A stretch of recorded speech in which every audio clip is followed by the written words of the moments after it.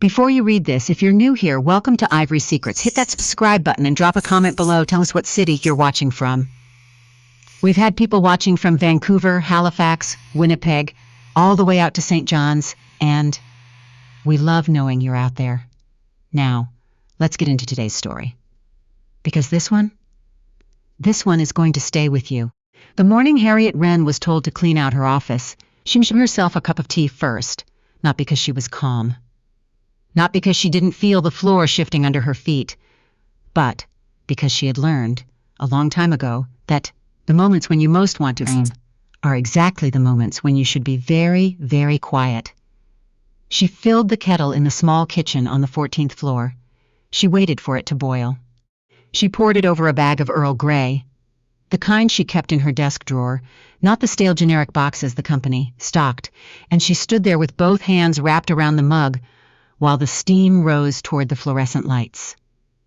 Through the glass wall of the boardroom, she could see her husband talking to the CEO. His name was Derek Fallon, 44 years old. 9 years her senior. A man who had once told her, over dinner, at a restaurant in Montreal, that she had picked.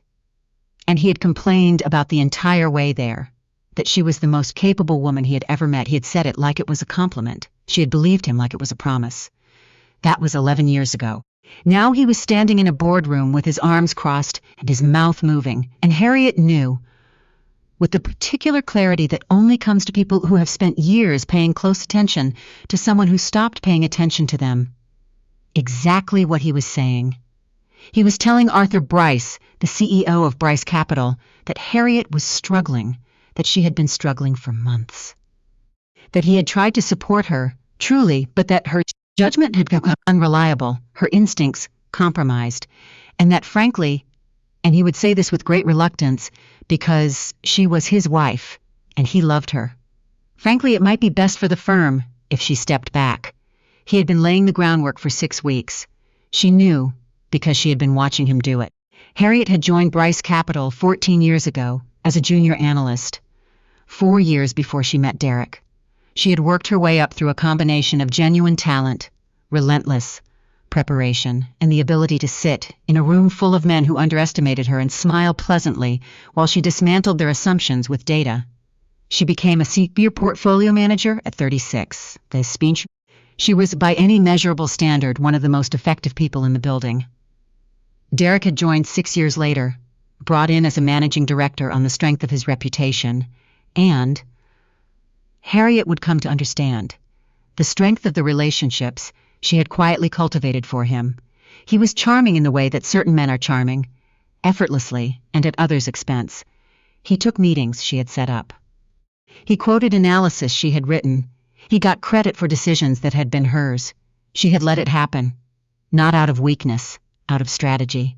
Because Harriet Wren had been building something, and she needed time. 3 years earlier, she had started working on a proposal. Not for Bryce Capital, for herself. She called it the Tern Fund, privately, after the Arctic tern, a bird that migrates farther than any other creature on Earth, navigating by stars and magnetic fields, always finding its way home. She thought that was appropriate. She had been navigating by her own internal compass for a long time, in a marriage and a career that had both grown colder than she had admitted to herself.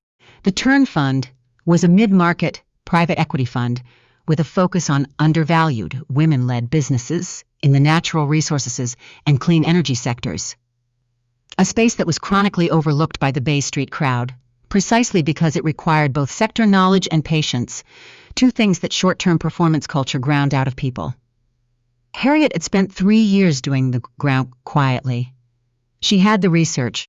She had the LP relationships, carefully maintained, never mentioned to Derek. She had the regulatory filings in progress, handled by a lawyer in Ottawa named Stuart Cook, who had been her client contact before she moved to private equity, and who, crucially, had no connection to anyone at Bryce Capital.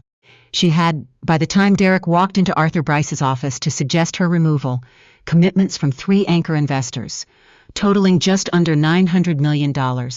She had not told Derek. She had not told anyone. There is a particular kind of discipline required to keep a secret not out of shame, but out of precision. Harriet had, that discipline. She had developed it over years of watching what happened to women who showed their hand too early, who mentioned the idea at dinner and found it dismissed, who brought the proposal to the table before the numbers picked apart, who trusted the wrong person and found their vision quietly absorbed and rebranded as someone else's initiative. She was not going to be any of those women. She was going to wait until the moment was exactly right, and then she was going to move.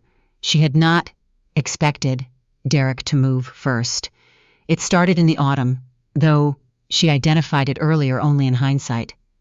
He had stopped asking about her work, not in the way of a tired husband who had simply run out of questions, in the pointed way of a man who had already decided the answers didn't matter. He stopped relaying messages, forgot to mention that Arthur had asked about her performance review twice, started arriving at firm events alone and explaining her absence with a vague gesture and an expression of gentle concern. She had watched it happen the way you watch weather roll in from a distance.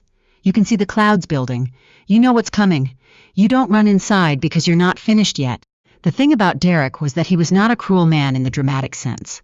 He didn't raise his voice. He didn't issue ultimatums. He simply redirected credit toward himself and doubt toward others. Steadily, over time, the way water reshapes stone, not with force but with patience and persistence. He had done it to her career. He had done it to her confidence, though that project had been less successful than he knew. And now he was doing it to her reputation. She supposed, if she were fair, that she understood why he was afraid. The numbers for his own portfolio had been soft for 18 months. The easy decade of broad market gains that had made mediocre managers look brilliant was over, and without that rising tide, certain boats were becoming visible for exactly what they were.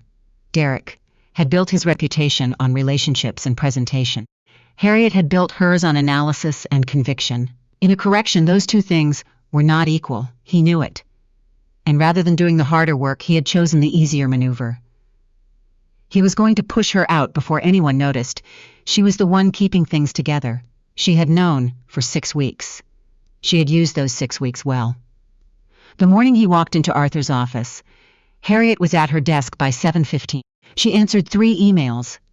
She reviewed the term sheet her Ottawa lawyer had sent the previous evening, made 2 small edits, and sent it back.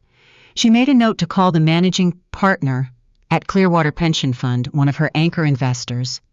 After 9, she checked her calendar, and then, at 8:40, Derek appeared in her doorway. He was dressed well, as always. He had the look of a man about to say something difficult, and the posture of a man who had rehearsed it. His hands were in his pockets, which she recognized as his tells. Nothing gesture. "Arthur wants to speak with you at 9, he said. "Acher will be there." She looked at him for a moment. She wanted him to feel the weight of that look, not anger, not betrayal, just an absolutely clear-eyed knowledge that she saw exactly what was happening. She had been practicing that expression since October. "All right," she said. "Harriet," he stopped, cleared his throat. "This isn't personal." "I know," she said, and she let it sit there. He left. She made her tea. The meeting with Arthur Bryce was 22 minutes long. HR was represented by a woman named Louise, who had been with the firm for less than 2 years, and who had the careful, neutral expression of someone who had been briefed without being told the full story. Arthur spoke in the language of performance and fit and transition. He was not unkind. He was not particularly honest either. Harriet listened. She did not interrupt. She did not cry, which she could tell from Louise's face had not been expected. When Arthur finished, she said, "I appreciate you telling me directly. I'll have my things cleared out by end of day." Arthur looked briefly surprised, and then relieved, and then, just for a second, almost guilty. Almost. "We'll of course be putting together a package." "I'll have my lawyer review it," Harriet said. "Thank you, Arthur." She shook his hand, and left. In the elevator down to the 14th floor, she stood very still and looked at the floor indicator and thought about the Arctic turn. 40,000 kilometers, round trip, every year. Navigating by light and magnetism through storms and darkness, with no map and no one waiting for them. And they arrived anyway, every time. She had one more thing to do before she left this building. She went back to her office. She closed the door, She sat down at her computer, still her computer, for another few hours, and she opened her email. She drafted one message. It was 4 sentences long. It went to the managing partners of all 3 anchor investors, the regulatory contact at the OSC, and Stewart in Ottawa. It said, "We're ready to move. Please proceed with filing. I'll be available full-time from Monday." She sent it. Then she packed her Earl Grey, her framed photo of her sister's kids taken at Lake Louise 2 summers ago, her backup hard drive, which contained nothing proprietary but everything personal, and a small ceramic heron that had sat on her desk since her first week in the building. She put them in a canvas tote bag from a Winnipeg bookshop. She turned off her monitor. She did not say goodbye to Derek. He had not come back to her floor. She walked to the elevator, pressed the lobby button, and went home. She cried once that evening, in the kitchen of her apartment in the annex, standing over the sink with the tap running, for about 4 minutes. She cried for the version of her marriage she had believed in, not for very long, but genuinely, in those early years. She cried for the particular loneliness of being brilliant at something and having the person closest to you never once ask how you did it. She cried because she was human and she had been hurt, and pretending otherwise would have been its own kind of damage. Then she washed her face. She called her sister in Edmonton. She ordered Lebanese food from a place on Bloor that she liked, and Derek had often found reasons to veto. She ate it at her kitchen table in her work clothes, reading back through the Turn Fund prospectus for what was probably the 40th time, and she thought, "This is mine. All of it. No one else's name is on it. No one else can touch it." That felt, improbably, like relief. The next 3 months moved in the particular way that very important things move when you have prepared properly. Not easily, never easily, but with the sense that each step was load-bearing, that the work behind it was real. Harriet incorporated the Turn Fund through a holding company registered in Ontario. She negotiated her office lease, a modest but good space in a converted building near King and Spadina, with high ceilings and the kind of light that made long hours bearable. She hired 2 people, a junior analyst named Phoebe who had emailed her out of nowhere 8 months ago with a research note on Northern Alberta clean energy infrastructure that was genuinely the best thing Harriet had read all year, and an operations manager named Christopher who had been running the back office of a small family office in Oakville and who was, according to everyone who knew him, pathologically organized. She closed the regulatory process in early February. The Turn Fund launched publicly on a Wednesday, without fanfare, as Harriet had always intended. She issued a short press release through a PR firm she had used once before. It ran in 3 national financial publications and 1 clean energy trade journal. She did not think about how Derek would receive the news. She thought about it exactly once, the moment the press release went out, and then she let it go, the way you let a door close behind you, he found out through a colleague. His name reached her through her assistant Phoebe, who mentioned with great casualness that Derek Fallon had called twice that morning and left his cell number. Harriet looked at the messages. She set them aside. He called again the following week, and then a 3rd time from a different number which told her he had suspected she was screening. The first one, she was. On the 4th call she answered, because she had decided that dragging it out served no one, and she was not, at her core, someone who enjoyed the avoidance of things. Harriet. His voice had the quality she recognized from years of watching him manage upward, warm and careful and calibrated. "I heard about the fund. Yes," she said, $900 million. A pause. You had that. You were building that. While you were still at Bryce, I was building it in my own time," she said, "with my own relationships. Yes." Another pause. She could hear him thinking. She had always been able to hear him thinking. "I didn't know," he said finally. "No," she said. "You didn't." There was a very long silence. "Harriet, I think we should. There are things I'd like to say. In person. I think we should talk." She considered this. She thought about the boardroom. She thought about the elevator. She thought about 4 minutes over the kitchen sink and Lebanese food and a prospectus that had her name on it and only her name. "Derek," she said, "I don't think there's anything left to say. I think we said everything." Some of it with words. She heard his breath. "You're not going to let me explain. I'm going to let you have your life. she said, and she meant it without bitterness, which surprised her slightly. I just need mine back. She ended the call. She sat for a moment. Then she picked up the other line and called Phoebe. Can you pull the Q4 data on the Clearwater position? She said. I want to look at it before the 3 o'clock. Already on your desk. Phoebe said. Harriet smiled. Good. There is something that happens to women who have spent years being quietly exceptional in rooms that didn't notice. When those rooms finally have to notice, it creates a particular kind of stillness. Not triumph, exactly. Not vindication. Something more like equilibrium. The sensation of having been tilted for a long time and finally finding level ground. The Turn Fund's first 18 months exceeded projections by a margin that made Harriet's anchor investors very happy and made several people at Bryce Capital very quiet. A profile ran in a national business magazine.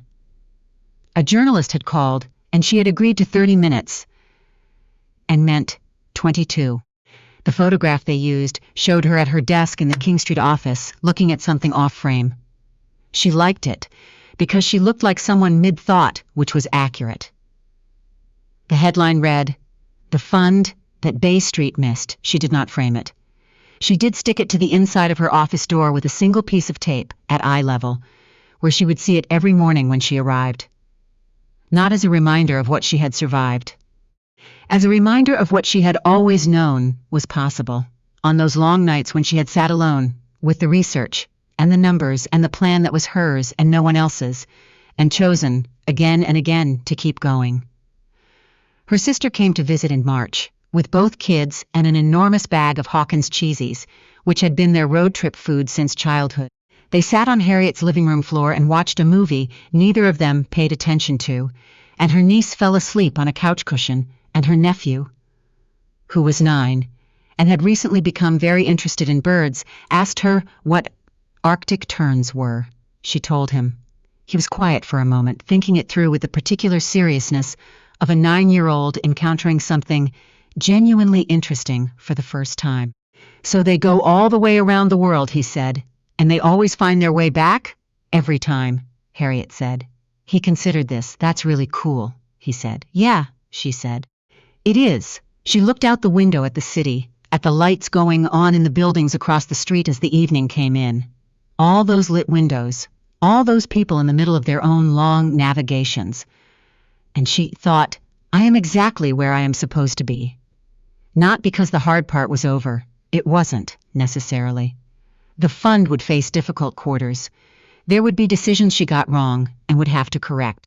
There would be mornings when the gap between where she was and where she wanted to be would feel like a long way to go.